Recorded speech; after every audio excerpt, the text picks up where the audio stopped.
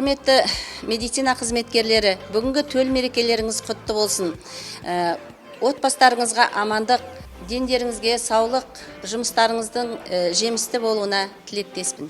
Алдағы уақытта клиникада стоматологиялық бөлімше жұмысын бастайды. Ол 5 бағыт бойынша жұмыс істейтін болады.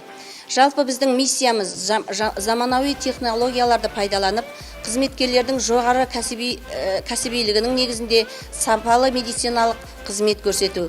Клиника күн сайын мінсіз нәтижеге ұмтыла отырып, көрсеткіштері қарқынды дамып келеді.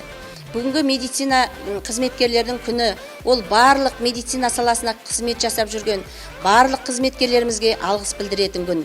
Медицина қызметкерлерінің жұмысы өте күрделі және жауапты, олар демалыссыз жұмыс жасайды. Біз медицина қызметкерлері бүкіл дүниежүзілік пандемия кезінде де ерен еңбектің үлгісін көрсеттік.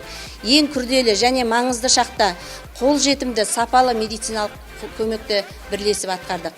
Медицина жұмысының басты шарттары адамдарға деген кішіпейілділік, сүйіспеншілік. Сондықтан медицинада кездейсоқ адамдар жоқ.